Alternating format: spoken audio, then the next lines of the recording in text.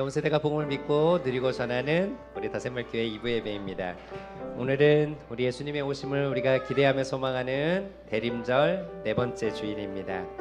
앞에 초를 보면 초 4개의 불빛이 들어와 있죠? 네. 자, 우리 예수님의 오심을 우리가 기쁨과 감사로 우리 맞이합시다. 이 찬양 함께 박수 치며 찬양합니다. 감사로 맞이해요.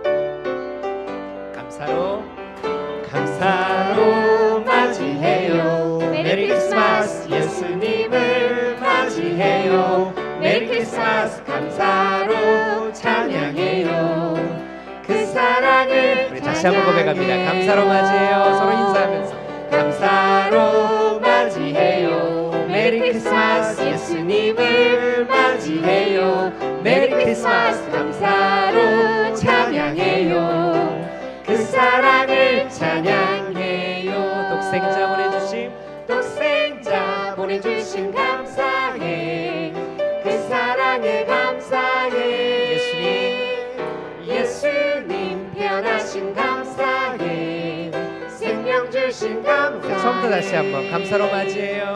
감사로 맞이해요. 메리 크리스마스 예수님을 맞이해요. 메리 크리스마스 감사로 찬양해요.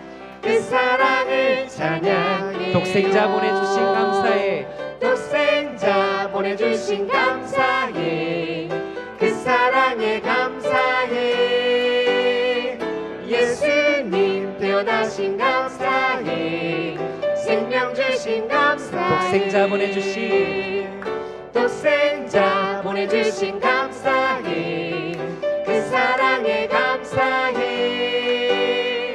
예수님 태어나신 감사해. 생명 주신 감사해. 아멘. 우리 더샘물 공동체 언약 고백 함께 하도록 하겠습니다. 여러분은 들으십시오. 주님은 우리의 하나님이시오. 주님은 오직 한 분뿐이십니다. 우리가 마음을 다하고 뜻을 다하고 힘을 다하여 주 우리의 하나님을 사랑하겠습니다.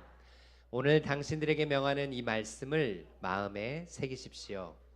자녀에게 부지런히 가르치며 집에 앉아 있을 때나 길을 갈 때나 누워 있을 때나 일어나 있을 때나 언제든지 가르치겠습니다. 복 있는 사람은 악인의 꾀를 따르지 아니하며 죄인의 길에 서지 아니하며 오만한 자의 자리에 앉지 않습니다. 오직 주님의 율법을 즐거워하며 밤낮으로 말씀을 묵상하겠습니다. 우리 다 같이 고백합니다. 나더러 주님에 대해 말하라렴. 하나님은 나의 주님, 주님을 떠나서는 내게 행복이 없다 하겠습니다. 아멘. 우리 사도신경으로 우리 신앙을 고백하겠습니다. 스크린을 보시면서 함께 고백합니다. 나는 전능하신 아버지 하나님 천지의 창조주를 믿습니다. 나는 그의 유일하신 아들 우리 주 예수 그리스도를 믿습니다. 그는 성령으로 잉태되어 동정녀 마리아에게서 나시고 본디오 빌라도에게 고난을 받아 십자가에 못 박혀 죽으시고 장사된 지 사흘 만에 죽은 자 가운데서 다시 살아나셨으며 하늘에 오르셔 전능하신 아버지 하나님 우편에 앉아 계시다가 살아있는 자와 죽은 자를 심판하러 오십니다. 나는 성령을 믿으며 거룩한 공교회와 성도의 교제와 죄를 용서받는 것과 몸의 부활과 영생을 믿습니다. 아멘. 우리 자녀들을 바라보며 함께 축복하는 시간 갖도록 하겠습니다. 우리 부부로 같이 오신 분들은 서로를 위해서 축복해 주세요. 엄마 아빠의 사랑, 엄마 아빠의 열매는 하나님 주신 그 사랑으로 널 사랑해. 우리 아이의 이름을 불러주시면서 엄마 아빠의 기쁨, 엄마 아빠의 선물, 하나님 주신 그 사랑으로 널 사랑해. 자, 가볍게 안아주시면서 사랑한다 이렇게 축복해 주시기 바랍니다. 자, 우리 친구들 이제 우리 주일학교로 파송하도록 하겠습니다. 우리 씩씩하게 뛰지 않고 우리 앞으로 나와 볼까요? 우리 아이들을 향하여 우리가 손을 벌려 우리 아이들을 축복하기를 원합니다.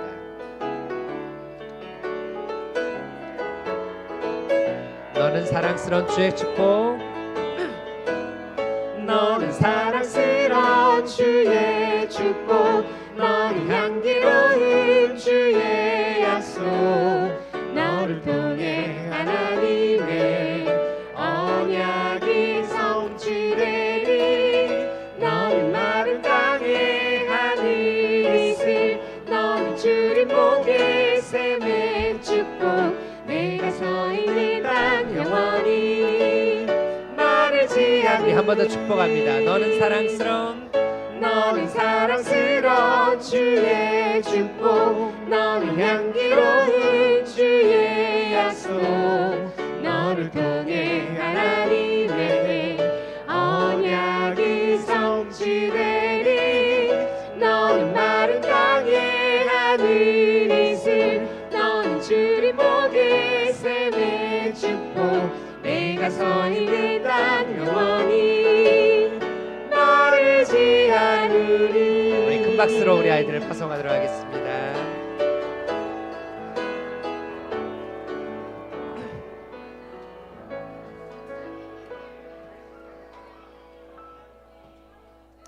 우리 가능하신 분들 자리에 같이 일어나실까요?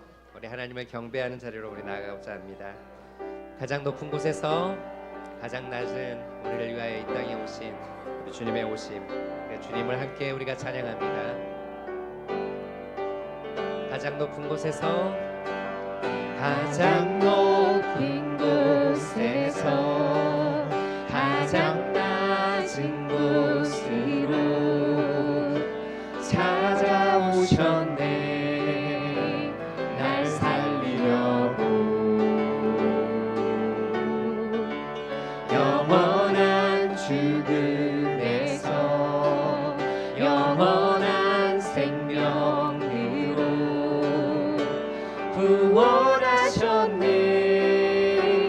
크신 은혜로. 다시 한번 처음부터 가장 높은 곳에서 가장 높은 곳에서 가장 낮은 곳으로 찾아오셨네, 날 살리려고.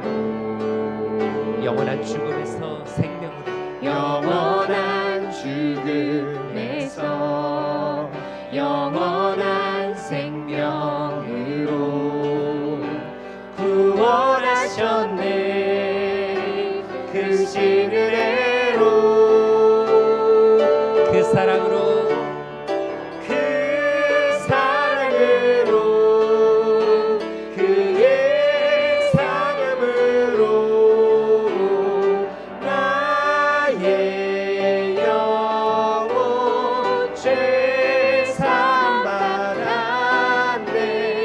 그 구원으로, 그의 희생으로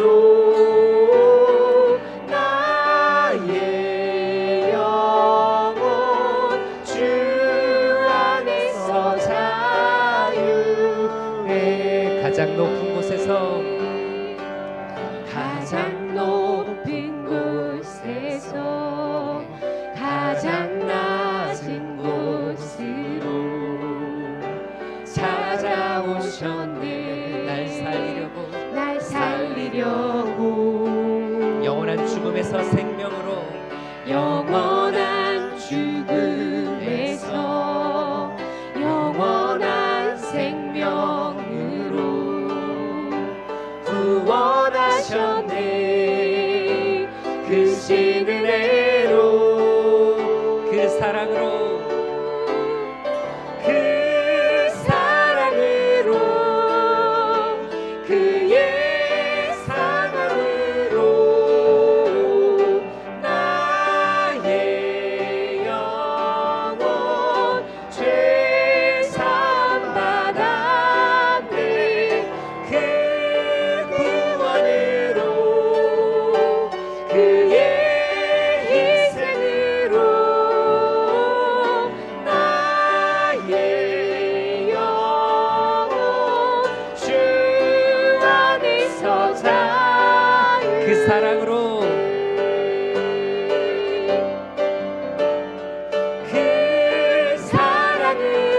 그의 상함으로 그의 상함으로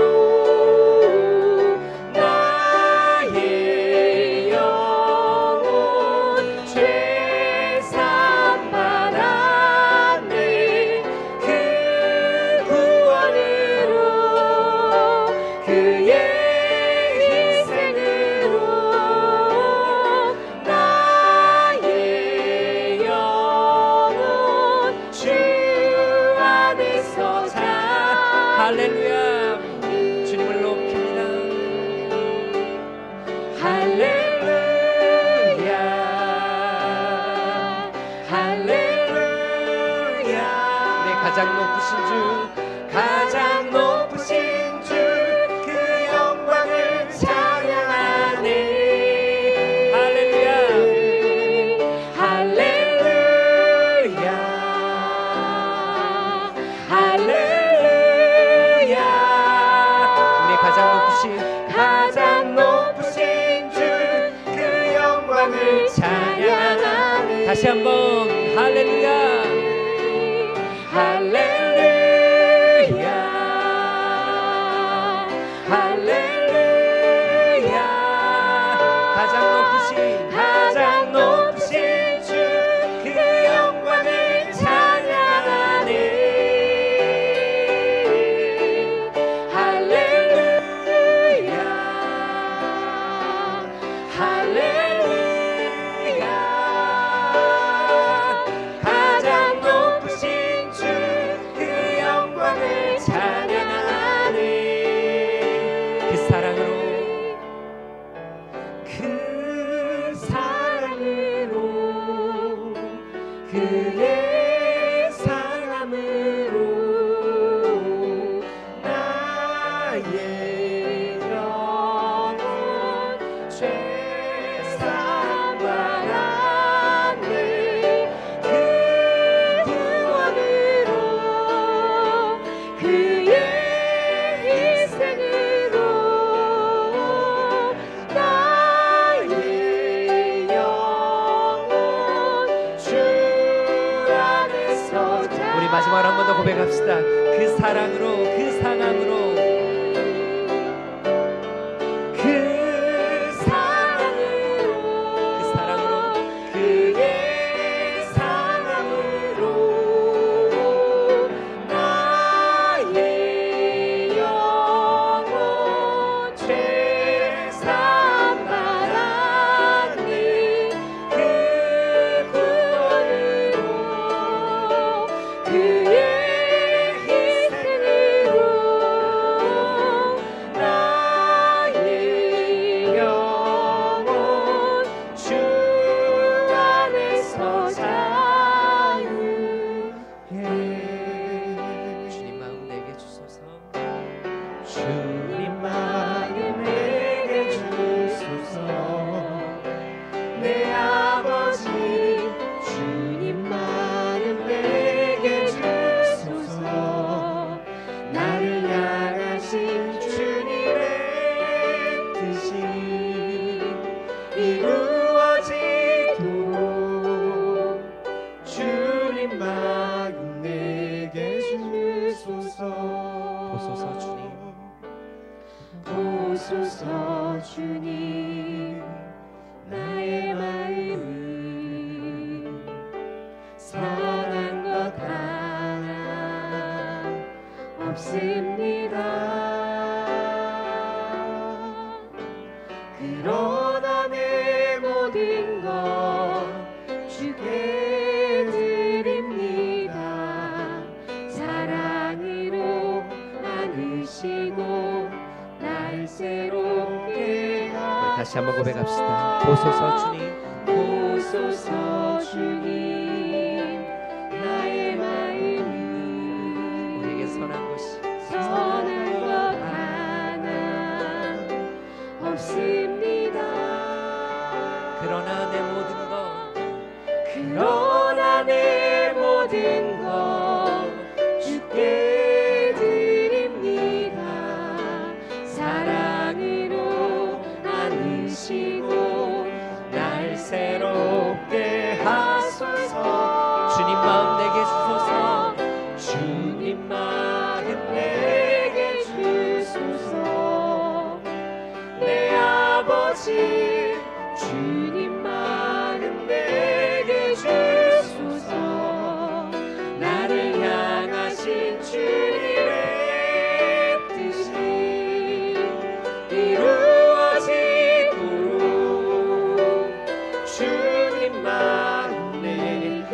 마음 내게 주소서. 주님 마음 내게 주소서. 내 아버지 주님 마음 내게 주소서. 나를 향하신 주님의 뜻이 이루어지도록 주님 마음 내게 주소서. 내게 사랑을 가르치소서. 주님 내게 사랑을 가르치소서. 당신의 마음으로 당신의 마음으로 용서하게 하소서. 주의 성령 내게 채우사 주의 길 가게 하소서. 주님 당신 마음 주소서. 주의 성령 주의 성령 내게 채우사 주의 길 가게 하소서. 주님 당신 마음 주소서. 주님 마음 주님 마음 내게 주소서. 내 아버지 주님 마음 내게 주소서. 나를 향하신 주님의 뜻이 이루어지도록 주님 마음. 우리 다시 한번 간구하며 나갑시다. 주님 마음 내게 주소서. 주님 마음 내게 주소서. 내 아버지 주님 마음 내게 주소서. 나를 향하신 주님의 뜻이 이루어지도록 주님 마음 내게 주소서. 주님 마음 내게 주소서. 주님 마음 내게 주소서. 우리 함께 기도하겠습니다. 저의 닫힌 눈을 열어 주가 우리에게 주시는 은혜를 보게 하옵소서. 주님의 마음을 알게 하시고 주의 사랑을 소망케 하시며 주께서 기뻐하시는 그 길을 기쁨으로 걷게 하옵소서. 주의 뜻이 내 삶 가운데 이루어지게 하옵소서. 우리 주 앞에 우리의 목소리로 함께 통성으로 기도하겠습니다. 기도합니다. 아버지 하나님, 높은 곳에서 낮은 이 땅 가운데 오셔서 저희를 주님과 함께 하신 주님, 저희가 참 많은 것을 누리며 많은 것을 얻었음에도 주님, 더 가지려 하고 더 누리려 하고 더 움켜쥐려 하는 저의 연약함을 주님이 아십니다. 주님, 더 사랑하기를 원합니다. 더 용서하며 품어내기를 원합니다. 더 섬기기를 원합니다. 그 마음을 저희 가운데 품게 하시고 저희 일상이 참으로 주님 주님께 주신 것을 나누고 섬기며 참으로 주의 나라를 세워가는 그 일 가운데로 저희가 일상이 헌신하여 예배로 나아가기를 원합니다. 부족한 저희를 풀어주시고 그 마음을 품으며 그 주를 바라보게 하옵소서.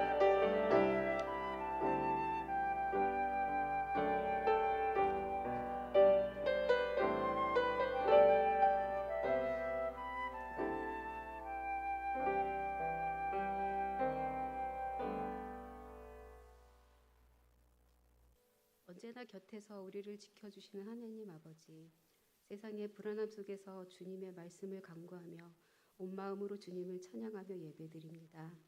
오늘 예배를 통하여 성령의 충만함으로 소망을 간직하게 하시고 세상에 억눌려 허망한 것에 시달려 마음을 자유케 해주시며 상한 마음을 회복토록 도와주십시오. 세상 유혹에 휩쓸리며 욕심에 가득 찬 허황된 마음을 우리 스스로는 이겨낼 수 없음을 고백합니다. 나약한 마음을 불쌍히 여겨주십시오. 날마다 예수님의 십자가에 힘입어 살아가도록 도와주십시오. 주님, 우리나라를 사랑하시고 아껴주셔서 복음과 진리가 넘치는 믿음의 땅이 되게 하여 주시기를 기도합니다. 우리의 부족함을 먼저 깨달으며 무릎 꿇고 기도하게 해주시고 한치 앞을 알 수 없는 정치적 혼동의 상황이지만 예비하신 길을 보게 하시며 불안한 마음에 평안을 주시고 하루속히 안정될 수 있도록 도와주십시오. 이 땅이 평화와 사랑이 넘쳐 흐르는 한해은 옆에 복된 나라가 될 수 있도록 인도하여 주십시오. 주님, 얼마 남지 않은 2004년의 날들을 허락하신 은혜로 잘 마무리할 수 있도록 도와주십시오. 다양하게 많은 일들을 지나오며 우리 삶 속에서 감사했던 일들을 잘 간직하며 앞으로의 어려움을 이겨낼 영양분이 되도록 하여 주십시오. 주님, 다음 세대의 신앙을 함께 세워갈 주일학교 교사와 더 세물학교 교사를 기다리고 있습니다. 자신의 것을 내려놓으며 헌신의 길을 택하는 일이 쉽지 않은 결단이지만 주님의 말씀을 따를 수 있도록 해주십시오. 주님을 의지하며 주님의 마음으로 사랑하며 헌신하는 하나님의 사람들이 곳곳에 있기를 기도합니다. 우리 공동체 모두가 합심하여 주님께서 허락하신 대로 복음을 전하고 나누며 하나님의 일을 기쁘게 감당하며 쓰임받는 교회가 되게 하여 주십시오. 병상에서 건강의 회복을 간절히 원하는 성도들이 있습니다. 가장 적절한 치료를 받을 수 있도록 도와주시고 건강을 회복하게 하셔서 감사의 예배를 함께 올릴 수 있는 능력의 손으로 이끌어 주십시오. 나날이 어려워지는 경제 상황에서 가정과 사업의 재정을 돌보아 주셔서 부족함 없이 채워 주십시오. 무엇보다 어려울 때일수록 나눔의 은혜로 더 풍성한 한 해로 마무리할 수 있도록 해주십시오. 오늘 목사님께 성령 충만함으로 강하게 역사하셔서 말씀을 선포하실 때마다 온 성도가 기쁘게 감사함으로 받으며 주님의 말씀을 깨닫고 그 뜻대로 살기를 다짐하는 은혜가 있게 하여 주십시오. 우리를 사랑하셔서 이 땅에 오신 예수 그리스도의 이름으로 기도드립니다.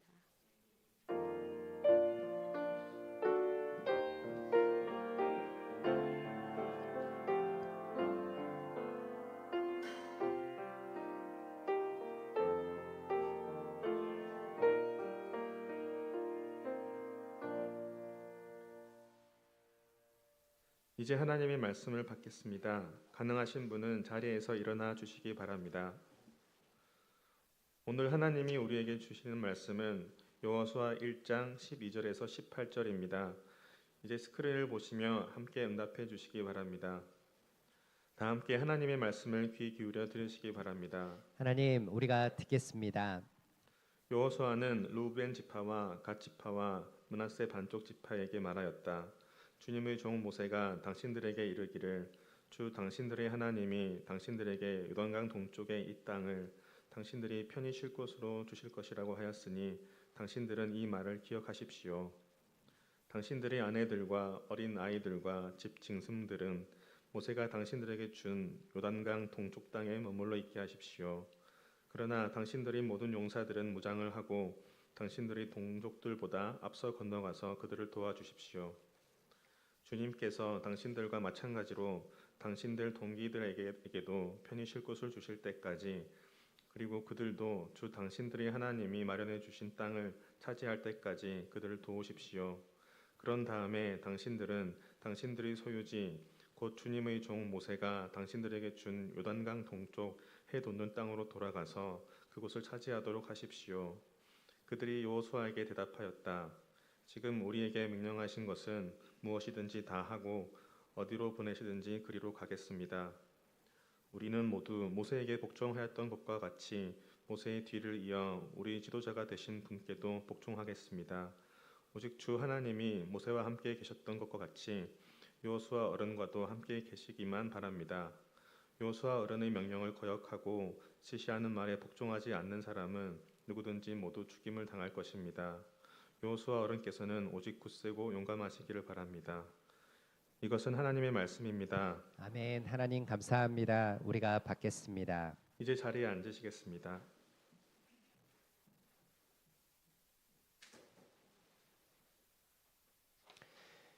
합심기도 제목 안내드리겠습니다. 우리를 위해 이 땅에 오신 우리 예수님을 기억하고 기대하는 대림절 넷째 주일입니다.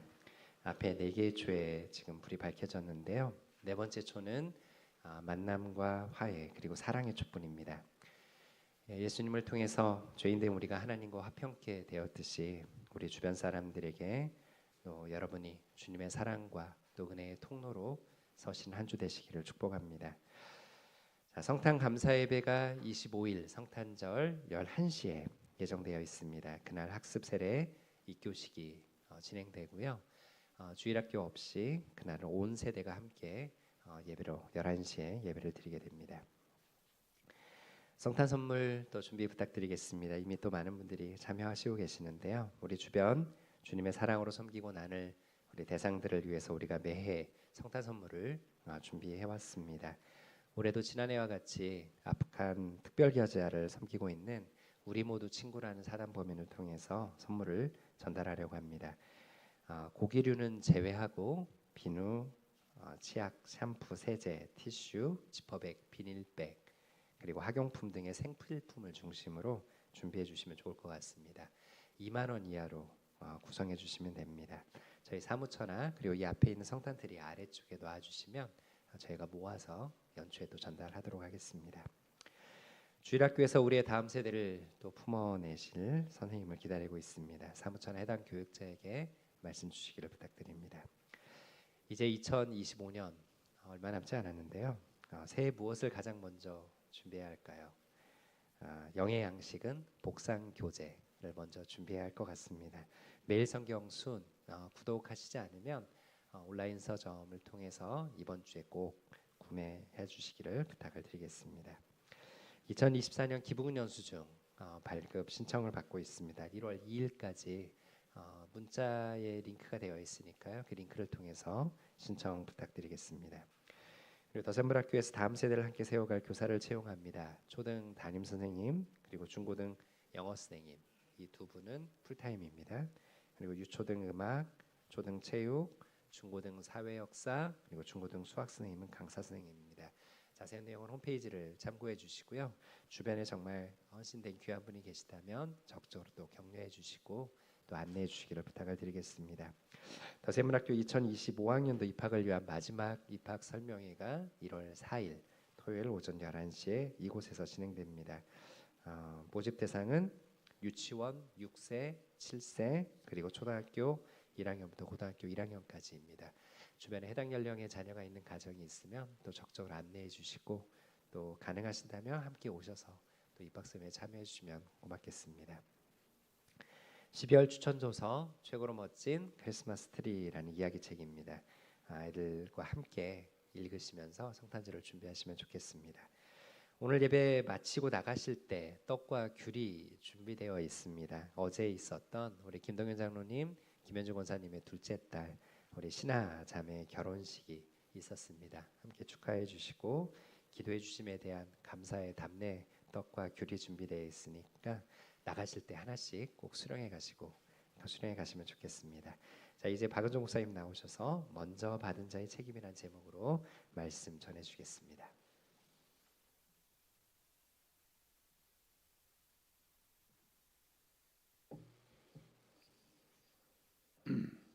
다시 기도하겠습니다.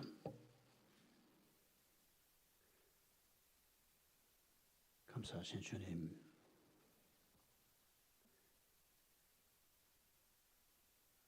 이스라엘 백성들을 주께서 가나안 땅으로 인도하시고 그 땅을 그들에게 주시기 전에 먼저 명하신 말씀을 함께 생각하려고 합니다. 그것이 얼마나 중요한 일이었길래 주님께서는 가나안 땅을 앞에 두고 이스라엘 백성들에게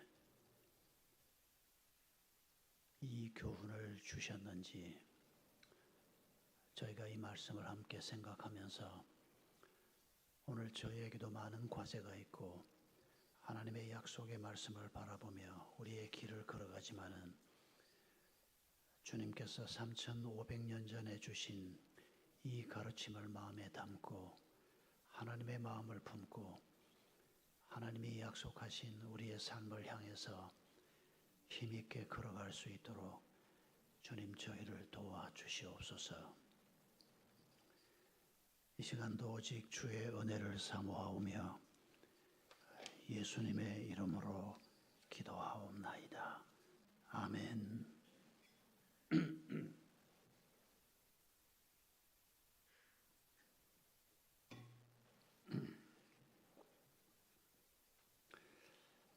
여호수아 1장에서 하나님께서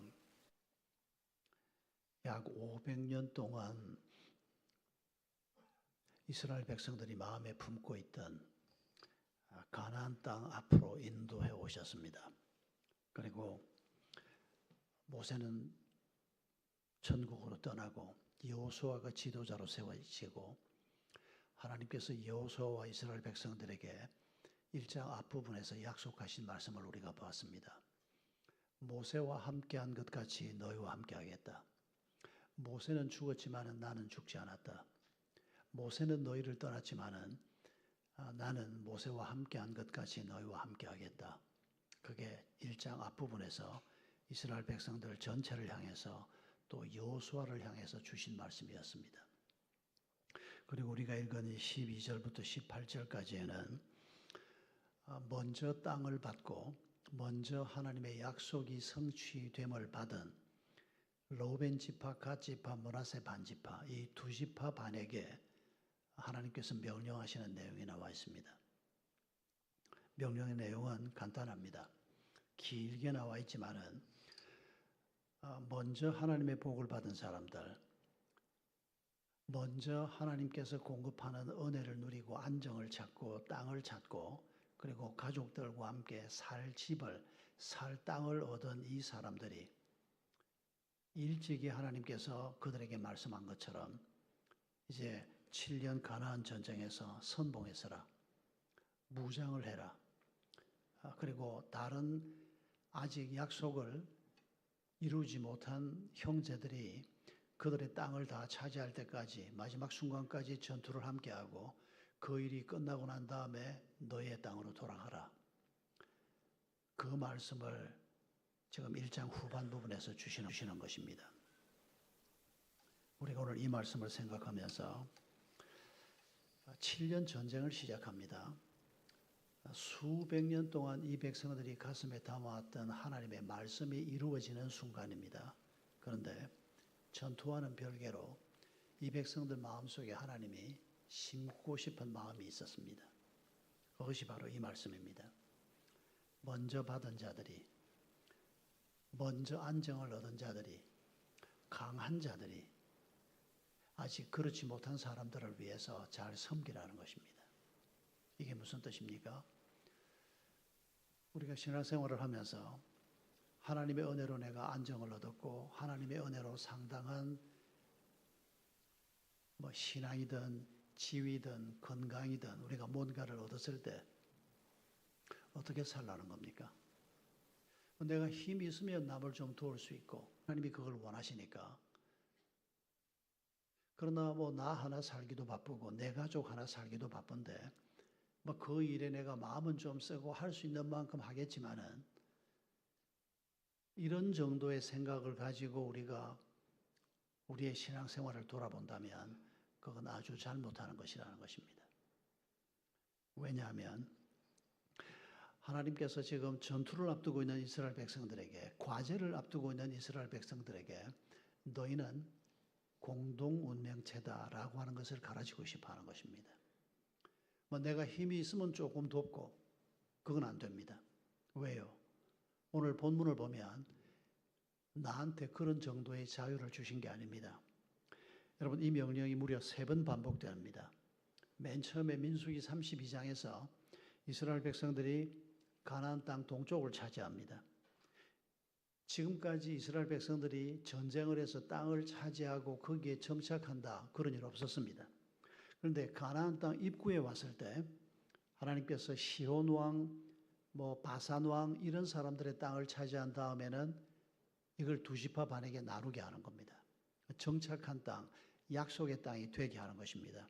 그래서 32장, 민수기 32장에 보면 너희가 여기에서 정착을 하되 그러나 너희가 먼저 땅을 받았다고 해서 여기에 그냥 머물러 있지 말고 다른 사람들이 땅을 받을 때까지 함께 전투에 참여하라는 말씀과 함께 약속의 땅을 줍니다. 그리고 신명기 3장, 신명기는 가나안 땅에 들어가기 직전에 하나님께서 이스라엘 백성들에게 설교 형식으로 다시 주신 말씀입니다. 이 신명기 3장에서 모세의 설교에서 이게 다시 반복됩니다. 왜 반복할까요? 중요하기 때문입니다. 민수기 32장에서 가르쳤지만은 신명기 3장에서 다시 땅을 먼저 받은 너희들이, 남들보다 더 많이 가진 너희들이 아직 갖지 못한 사람을 위해서 반드시 무장하고 선봉에 서서 전쟁이 끝날 때까지 돌아오지 말고, 이런 명령을 또다시 하고 있습니다. 그리고 마침내 오늘 본문에서 이제 전투가 정말 코앞에 왔습니다. 이제 요단강이 눈앞에 있고 요단강을 건너가면 바로 이 전투가 시작이 됩니다. 그 전투가 무려 7년 동안 이어집니다. 간단한 싸움이 아니었습니다.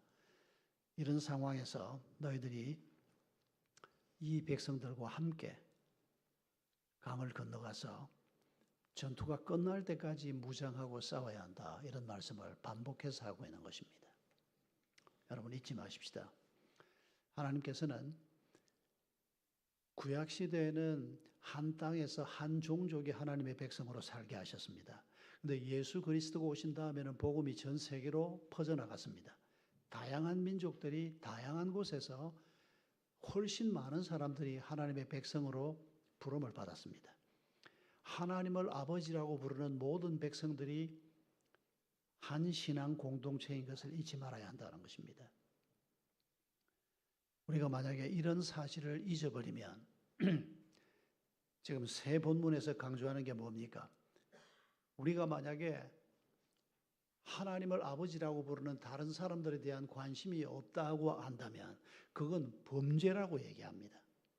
나 하나 하나님의 은혜를 누리고 사니까 뭐 감사하면서 살면 되지. 그리고 내가 힘 닿는 데까지 다른 사람을 좀 도우면 되지 않을까. 이런 정도의 생각을 가지고 이 말씀을 받아서는 안 된다는 것입니다. 무장하고 선봉에 서서, 여러분 그 선봉은 당시 전투로는 가장 많이 죽는 자리입니다. 요즘처럼 포를 가지고 뭐 100km, 200km 뒤에 있는 적을 때리고 이런 때가 아니지 않습니까? 화살이 날아오면 선봉대가 제일 먼저 화살을 맞습니다.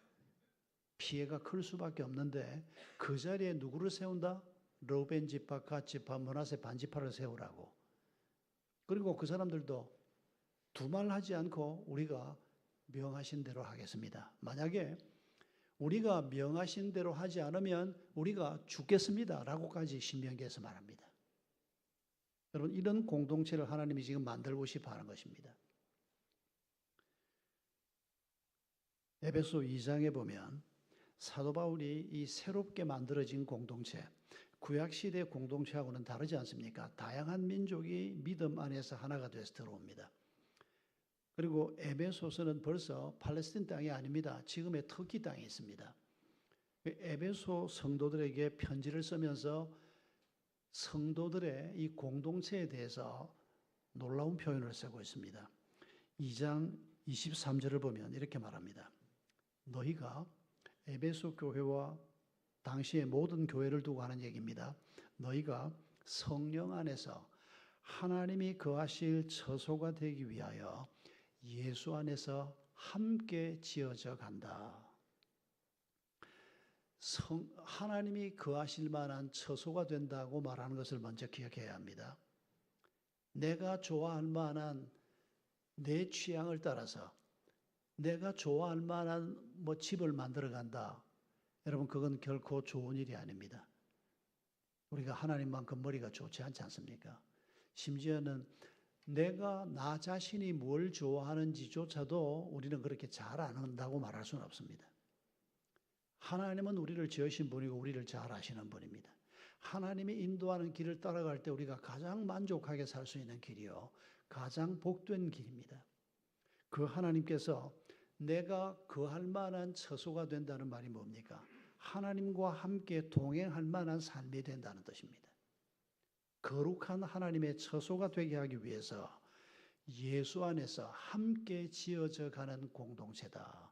함께 지어져 간다라고 하는 이 단어가 에베소 2장과 에베소 4장에서 사도 바울이 딱 두 번 쓴 단어인데 이거 완전히 신조어입니다.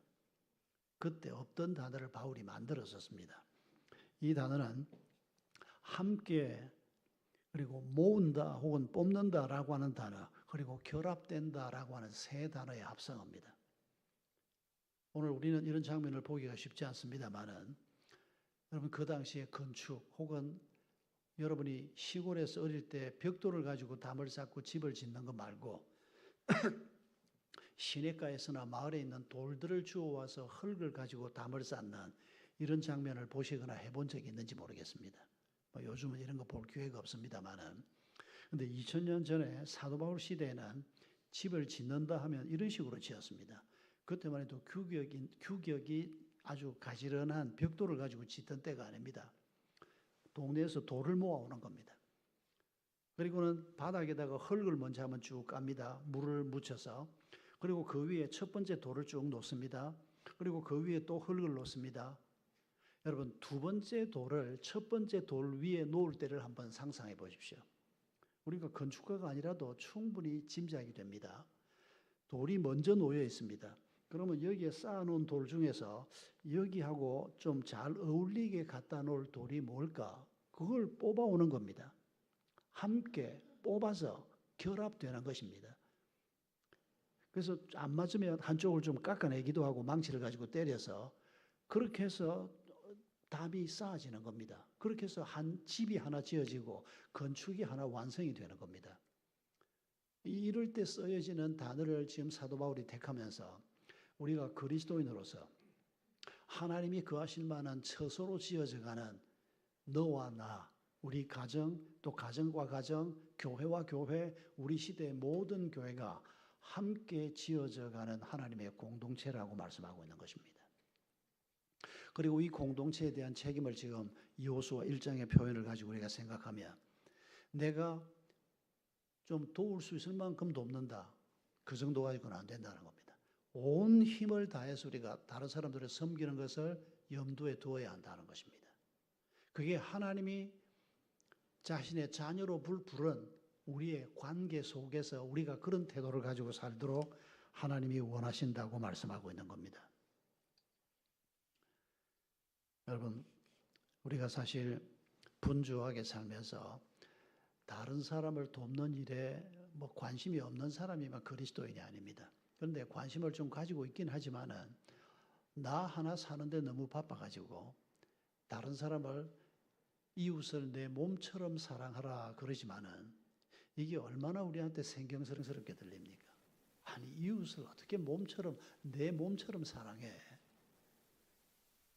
이게 나하고는 별 상관이 없는 말처럼 들리는, 우리가 만약에 신앙생활을 그렇게 하고 있다면 우리가 내 이웃을 내 몸처럼 생각하지 못하는데도 가슴 아픈 이런 반성이 우리 마음속에 없다면 여러분 우리는 신앙생활을 하고 있는 게 아닙니다.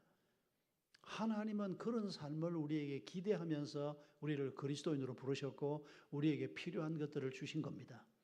그런데 나는 나 하나 먹기에도 급급하다 그러고 그래서 늘 불만에 차 있고 하나님이 좀 넉넉하게 주지 않아서 내가 나눌 게 없다고 생각을 하고, 여러분 이건 우리가 욕심이 너무 많은 겁니다.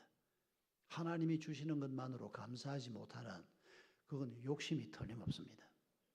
그러다 보니까 우리가 나눌 게 없고 나누고 싶은 마음도 없고 나누어 줄 것도 없다고 생각을 하는, 근데 하나님이 우리를 보실 때는 우리한테 이미 많은 게 있는데 그런데 그걸 나누어 줄 마음이 없고 믿음이 없다고 생각하는, 하나님과는 동떨어져 있는 이런 신앙생활을 우리가 한다면 우리의 삶에는 하나님의 기쁨이 있을 수가 없는 것입니다.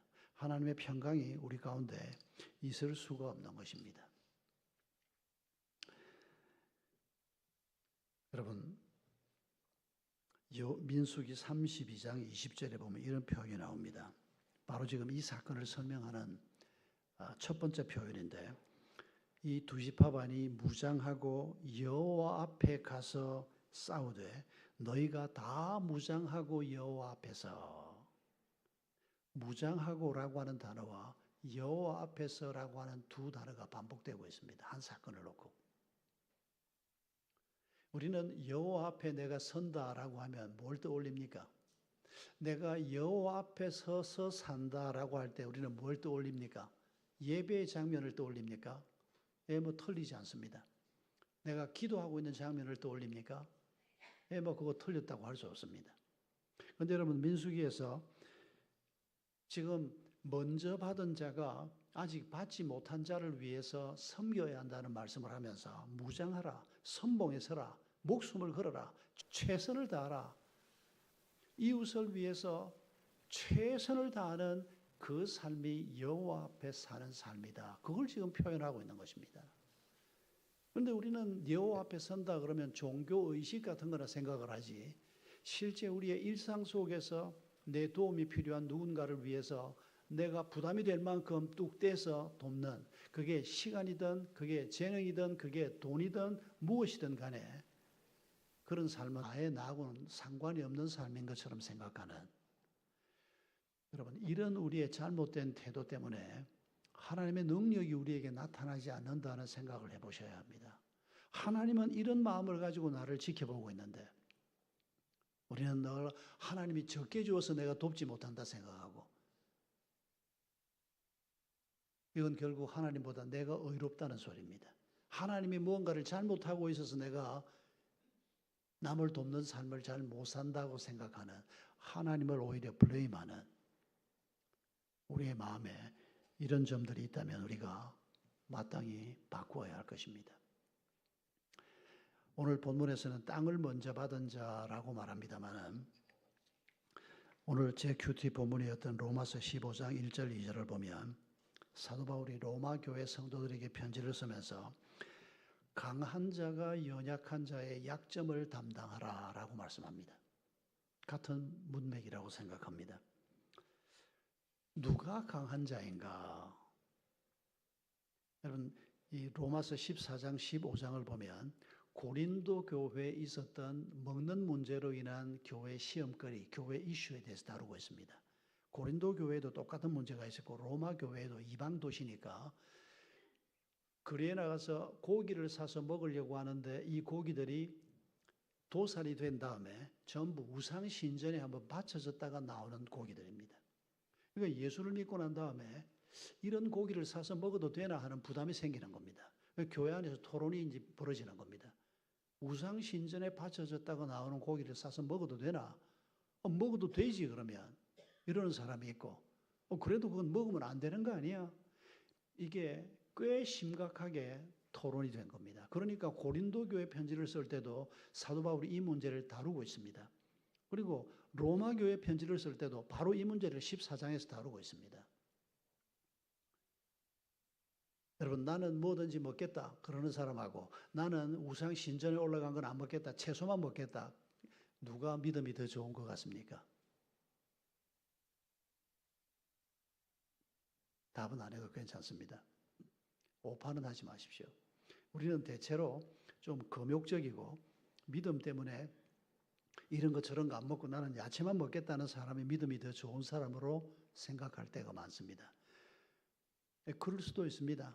그런데 로마서에서는 보면 로마서 14장 15장에서는 그 사람이 믿음이 약한 사람이고 뭐든지 먹는 사람이 믿음이 강한 사람이라고 얘기하고 있는 것도 기억해야 합니다.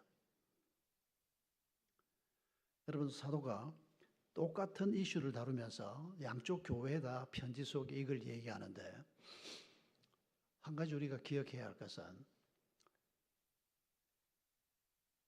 고린도전서에는 이런 표현이 나옵니다. 고기를 사서 감사하고 먹어라. 왜요? 제우스 신이 어디 있고 뭐 무슨 신 하지만은 그 신이 어디 있습니까? 전부 인간이 만든 신인데, 근데 거기에 받쳐졌기 때문에 우리는 안 먹겠다, 먹어도 괜찮다, 바울이 그렇게 얘기하는 겁니다. 그런 신 없으니까 건강을 위해서 그냥 사서 감사하고 먹어라. 그런데 그 다음 말도 우리가 기억해야 합니다. 그런데 내가 그걸 먹는다고 시험 받는 사람이 있을 때는 어떡할 거냐? 그러면 먹지 마라. 그 사람을 위해서 먹지 마라. 아니, 내가 먹어도 되는 고기를 먹는다고 지가 왜 시험이 들어? 그건 지 문제지 내 문제는 아니야. 나는 먹겠어. 여러분, 이건 우리가 선택할 수는 있지만은, 내가 고기를 먹는 것 자체는 죄는 아니지만은 고린도서에서는 뭐를 죄라고 얘기하는 거니까, 먹어도 괜찮은 중립적인 고기를 내가 먹는데 시험 받는 사람을, 연약한 사람을 무시하고 나는 고기 먹을래, 너는 뭐 시험 받든지 말든지 그건 네 문제야, 이런 이기적인 태도를 가지고 있는 사람에게 지금 네가 하고 있는 짓은 죄다라고 고린도서가 얘기합니다. 그래서 그런 연약한 사람을 위해서 그 사람들의 약점을 내가 담당해라. 그게 뭔고 하니까 고기 안 먹는 거라는 얘기입니다. 난 고기 안 먹고 못 사는데 그러면 살짝 먹든지. 지혜가 필요합니다. 그러니까 중요한 것은 여러분 성경에서 죄라고 정해놓은 게 있습니다. 근데 이것도 우리가 잘 살펴봐야 합니다만은 구약에서는 돼지고기 먹는 게 죄인데 오늘은 죄가 아닌 거 아시죠, 여러분? 왜 그게 오늘은 죄가 아닌가? 그때는 죄인데 그 성경 공부하셔야 되는 겁니다. 그래서 사도들이 해석한 겁니다. 목사들이 함부로 해석을 한 게 아니고 구약을 사도들이 해석해 놓은 걸 가지고 우리가 그렇게 지금 배우고 있는 겁니다. 여러분 하나님께서 강한 자가 약한 자의 약점을 담당하고 그들을 섬기라고 말하는데 누가 강한 자인가? 생각이 많을 수 있지만은 간단하게 정리를 해봅시다.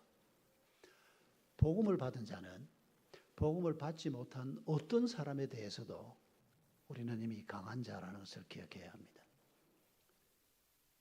내가 얼마를 가지고 있건 내가 사회적인 지위가 어떻든 내 건강 상태가 어떻든 그거하고는 상관없이 내가 예수 그리스도의 십자가가 뭘 의미하는지를 알고 예수 그리스도의 십자가와 부활을 통해서 우리에게 공급되는 것이 무엇인지를 바르게 깨닫고 그리스도인이 된 사람이라면 그걸 모르는 어떤 사람이라도 그 사람은 약자일 수밖에 없습니다. 뭘 가지고 있다고 해도 그게 십자가보다 더 크겠습니까? 그 사람이 유명한 사람이라고 해도 그 사람의 삶에 십자가 없는 그 사람의 삶에 어떤 곤고함이 있을지 우리가 짐작해 보면 알 수가 있습니다. 절대로 강한 자가 아닙니다. 강한 자가 될 수 없습니다. 죄 씻음이 어디에서 이루어지는지를 모르는 사람인데 아무리 많은 걸 가지고 있으면 그 사람 마음에 어떻게 평안이 있을 수가 있겠습니까? 우리가 그런 점에서 강한 자라는 걸 잊지 마십시다. 그리고 복음만 가지고 우리가 적용하는 게 아닙니다. 하나님이 우리에게 주신 게 있지 않습니까? 우리에게 물질도 주시고 건강도 주시고 사회적인 지위도 주시고 은사도 주십니다. 남들 가지지 않은 것들, 남들보다 내가 더 가진 것, 남들보다 앞서서 가지는 이런 것들을 하나님이 공급하십니다. 이런 것들을 가지고 우리가 연약한 자, 그렇지 못한 자들을 섬기라고 주님께서 말씀하시는 것입니다. 어떻게 섬길까? 그건 우리가 고민해 봐야죠.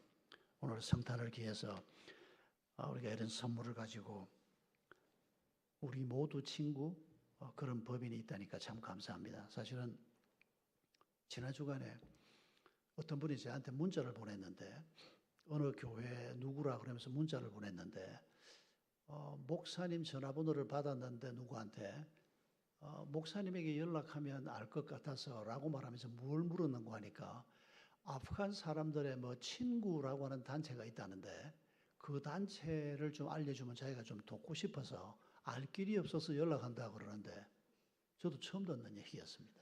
근데 아까 우리 유준사님 광고할 때 들으니까 뭐 우리 모두 친구, 이 단체인가 보다 제가 그 생각을 하고 이 단체 번호를 알아서 연락을 해줘야 되겠구나 그 생각을 했습니다만은 여러분 우리가 성탄이 됐을 때 작지만 우리가 조그마한 선물이라도 만들어서 우리 가운데 와 있는 연약한 사람들 여러분 남의 땅에 와서 언어가 다르고 문화가 다르고 정착하지 못하고 있는 이 사람들이 얼마나 고달플지를 한번 상상해 보십시오. 그런 분들을 위해서 우리가 작은 선물이라도 안 한다. 이거 하나님이 아주 기뻐하실 일이 틀림없습니다. 그런데 이 정도가 아니고 우리가 더 적극적으로 나아갈 때 우리가 하나님의 마음을 품게 될 것입니다. 여러분 하나님의 마음은 예배를 열심히 드리고 기도를 열심히 한다고 우리 속에 만들어지지 않습니다. 여러분 이걸 잊지 마셔야 합니다. 우리가 예배를 드리고 하나님의 말씀을 읽고 찬송을 하고 할 때 우리 속에 동기부여는 됩니다. 그런데 성경에서 항상 강조하는 게 뭡니까? 말씀을 잘 듣는 자가 집을 반석 위에 짓는 자다? 아닙니다. 마태복음 7장에서 뭐라고 얘기합니까? 말씀을 듣고 행하는 자가 집을 반석 위에 짓는 자다. 그러니까 우리가 말씀을 좋은 설교도 듣고 내가 성경도 읽고 찬양도 하고 이건 아직까지 하나님의 마음이, 하나님의 성품이 우리 속에 만들어지기 전 단계입니다. 동기부여만 됩니다. 그런데 우리가 들은 말씀을 순종할 때, 이거 말입니다.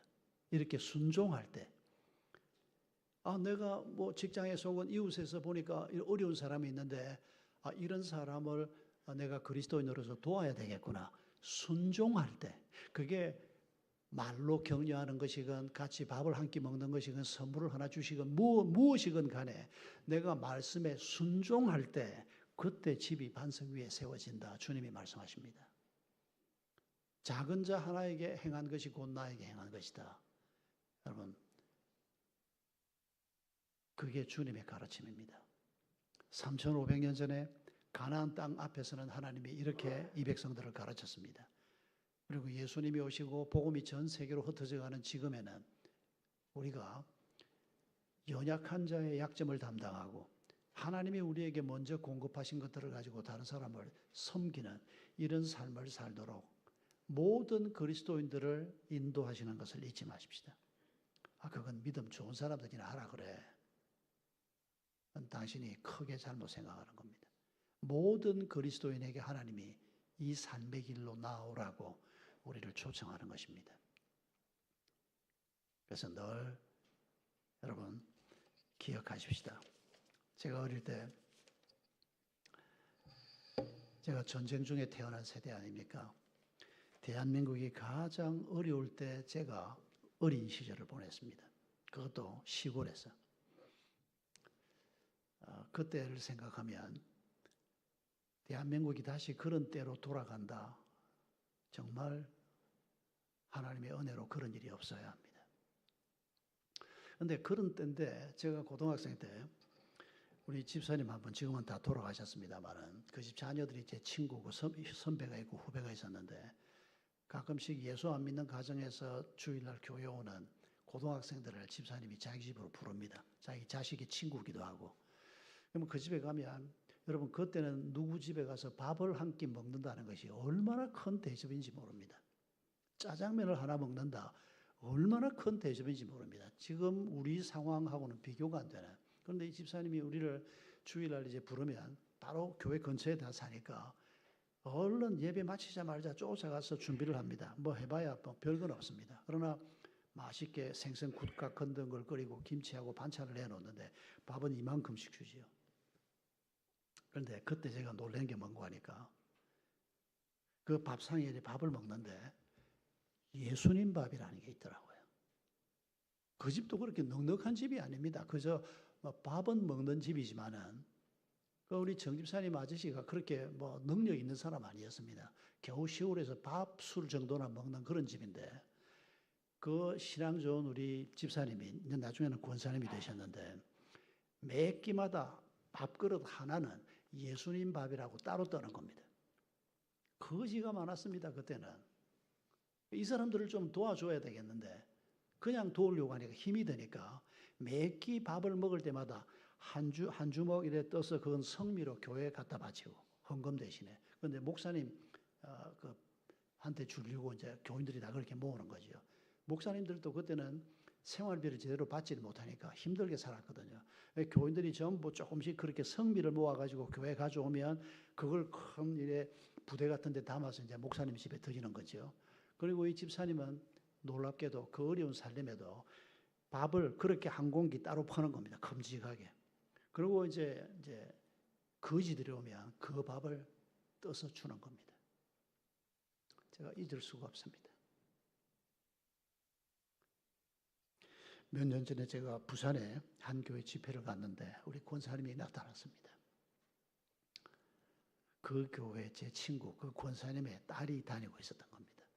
제가 모르고 갔는데 얘가 엄마한테 박 목사가 온다고 연락을 했고 권사님이 내가 죽기 전에 박 목사 한번 봐야지. 진해에 살고 계셨는데 부산 딸 집에 와서 제가 집회 인도하는 사흘 동안 같이 만나고 그 집에서 식사도 하고 그리고 제가 제 고향교회 50주년, 70주년 됐다고 저를 보고 와서 부흥회를 하라 그래서 갔더니 이미 돌아가시고 안 계셨습니다. 예수 안 믿는 집에서 제가 교회를 다니면서 뭐 성경도 배우고 신학교에 가서 뭐 여러 가지 배웠지만은 그렇게 많은 지식이 없어도 제 고향 교회 그 집사님, 장로님, 권사님 그분들이 주님 앞에 바르게 살려고 애를 썼던 그 모습만큼 제게 큰 교훈으로 남아있는 게 별로 없습니다. 그분들을 생각하면 늘 감사하고 그분들이 믿음으로 살려고 얼마나 애를 썼던가를 생각하면 늘 저한테 신선한 피가 새롭게 흘러 들어오는 것 같은 그런 느낌을 받습니다. 왜 그런 힘이 생길까요? 말로만 하는 게 아니기 때문입니다. 작지만 자기가 할 수 있는 최선을 다해서 섬기려고 애를 쓰는 그 모습이 힘이 있기 때문에 어린 제게 그게 그렇게 강렬하게 남아 있었고 지금도 제가 그걸 잊지 못하는 것입니다. 여러분, 우리의 자녀들이, 우리 공동체에서 자라는 아이들이 하나님의 말씀을 배우고 다음 세대가 믿음의 사람으로 세워지는 것도 물론이지만은 그 속에 가장 중요한 한 가지는 오늘 말씀대로 부모 세대가, 앞선 세대가 하나님의 말씀을 쫓아 사는 모습을 보일 때 우리 아이들이 믿음에서 떠나지 않을 것입니다. 아이들이 듣는 대로 자라주면 얼마나 좋겠습니까? 그런데 듣는 대로 자라는 게 아닙니다. 본대로 자라는 겁니다. 우리가 행하는 것을 본대로 그것만이 진실이기 때문입니다. 그래서 우리 자신들이 하나님의 말씀 앞에 늘 두려운 마음 가지고 어떻게 하나님 내가 살아야 합니까? 힘든 일이 있더라도 어려운 일이 있더라도 오직 믿음으로 말씀의 인도함을 따라서 한 걸음 한 걸음 길을 가겠습니다. 이런 믿음의 태도를 우리가 다시 한번 품으면서 이 성탄이 또 새로운 해가 더 의미 있는 그런 복된 기회가 되기를 바랍니다. 우리 함께 기도하겠습니다. 이 시간에 먼저 세 가지 기도를 주님 앞에 간단하게라도 드립니다. 첫 번째 기도는 감사의 기도입니다. 이 부족한 우리에게 복음을 주시고 믿음을 주시고 많은 것을 주셔서 하나님처럼 나눌 수 있는 자가 되게 하신 것을 먼저 감사하십시다. 두 번째 기도는 회개의 기도입니다. 섬기고 사랑하고 나누며 살아야 하는데도 너무 분주해서 그러지 못했던 것을 회개합시다. 또 나는 가진 것이 없다고 생각하고 나누지 못했던 것을 회개하십시다. 그리고 간구하십시다. 하나님의 말씀 앞에서 늘 겸손하게 또 그 말씀을 붙들고 성실하게 행하며 사는 자가 되게 해 주옵소서. 우리 세 가지 기도를 함께 주님 앞에 올려드리겠습니다.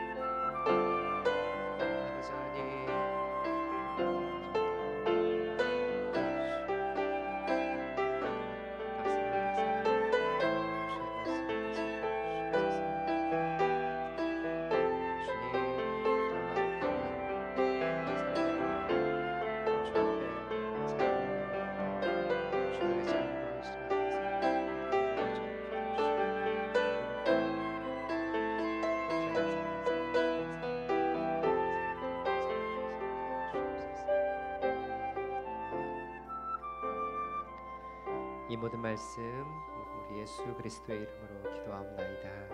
아멘. 우리 다 함께 일어나셔서 우리 헌신 찬양 주 앞에 드리도록 하겠습니다.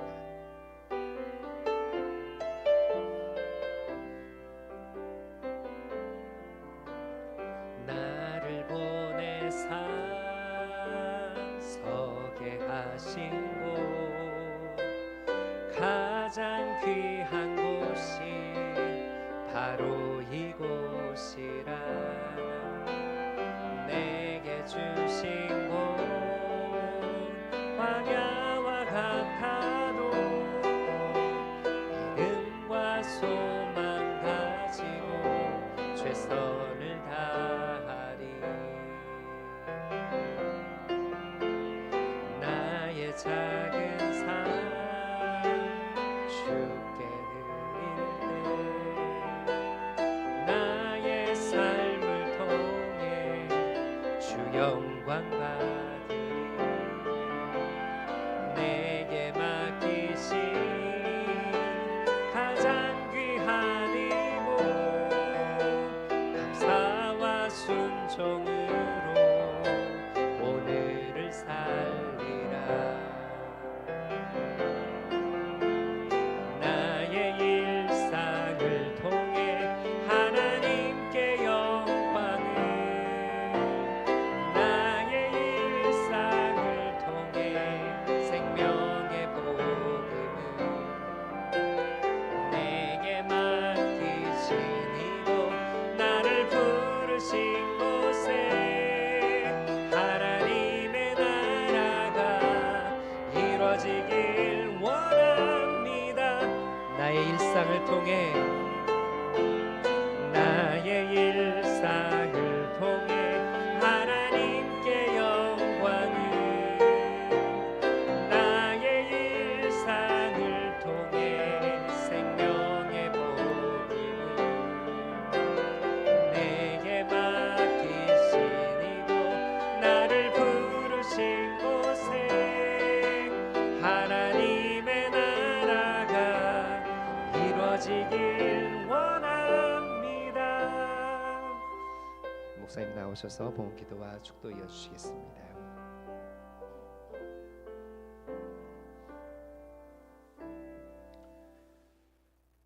감사하신 주님,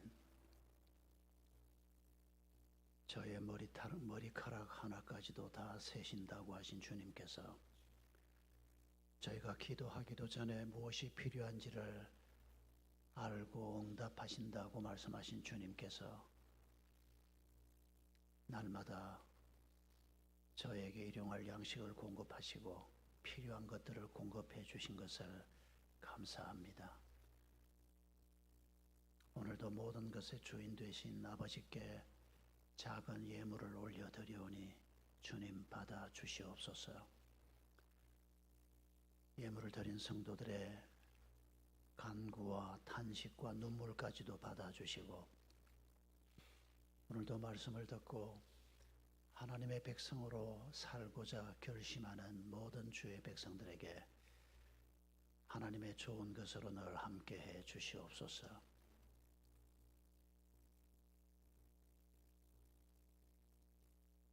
병든 분들에게 치유의 은혜를 베풀어 주시옵소서. 경제적으로 어려운 분들에게 필요한 물질을 공급해 주시옵소서. 관계의 어려움 때문에 고통받는 분들에게 님께서 아름다운 성품을 주시고 좋은 관계를 맺을 수 있는 지혜와 능력을 주시옵소서. 죄인 줄 알지 못한 채 죄 가운데 있는 자들에게 하나님께서 죄를 깨닫게 해 주옵소서. 죄 가운데서 벗어날 능력이 없어 고통받는 자들에게 죄의 사슬을 끊어버릴 수 있는 성령의 권능을 더딥혀 주시옵소서. 아버지 하나님, 연말을 맞고 또 이제 새해를 맞고 또 새로운 삶의 장으로 나아가는 우리 모든 성도들에게 하나님께서 약속하신 가나안을 허락해 주시고 하나님의 평강을 허락해 주시고 하나님의 임재를 허락해 주시옵소서.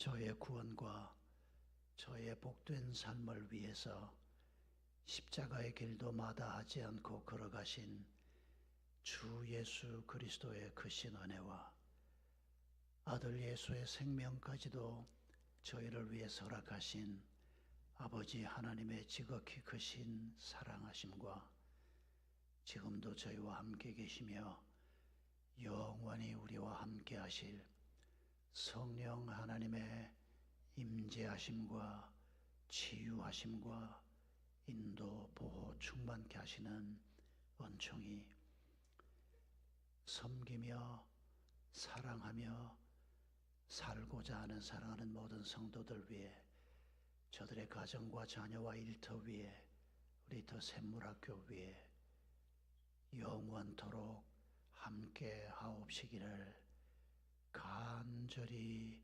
축원하옵나이다. 아멘.